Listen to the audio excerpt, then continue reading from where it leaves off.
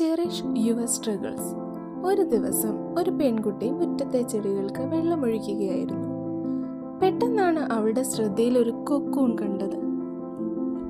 മനോഹരമായ ഒരു ചിത്രശലഭം വിരിയാൻ ശ്രമിക്കുന്നു. ചെറിയ ദ്വാരത്തിൽ നിന്ന് സ്വയം വിടുവിക്കാൻ മണിക്കൂറുകളോളം ശലഭം പാടുപെടുന്നത് അവൾ വളരെ ക്ഷമയോടെ കാത്തിരുന്നു. പെട്ടെന്ന് ചിത്രശലഭം നീങ്ങുന്നത് നിർത്തി. അത് പുറത്തു വരുവാൻ പാടുപെടുന്നത് കണ്ട് അവൾക്ക് വിഷമം തോന്നി. എങ്ങനെയെങ്കിലും അതിനെ സഹായിക്കണം. പെട്ടെന്ന് അവൾക്കൊരു ബുദ്ധി തോന്നി.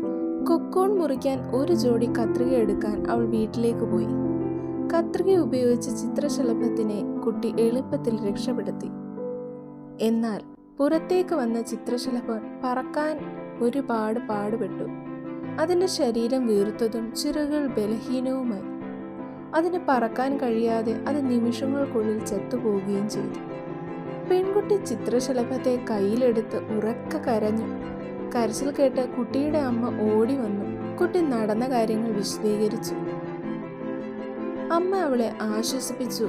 എന്നിട്ട് ഇങ്ങനെ പറഞ്ഞു: മോളെ, ഇറുകിയ കൊക്കൂണുകളിൽ നിന്ന് ചിത്രശലഭങ്ങൾ പുറത്തു വരുമ്പോൾ അത് അവയുടെ ശരീരത്തെ ബലപ്പെടുത്തുകയും അവയെ പറക്കാൻ പ്രാപ്തമാക്കുകയും ചെയ്യുന്നു. എന്നാൽ നീ അതിനെ സഹായിച്ചപ്പോൾ അതിൻ്റെ ചിറകുകൾക്ക് ബലം നഷ്ടമായി, പറക്കാൻ കഴിയാതെയായി.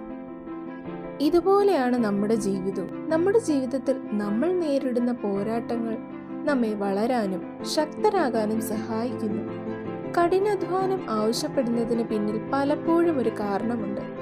പ്രയാസകരമായ സമയങ്ങൾ സഹിക്കുമ്പോൾ നമ്മൾ കൂടുതൽ ശക്തരാകുന്നു. ഒരു പോരാട്ടവുമില്ലാതെ നമ്മൾ വളരുകയില്ല.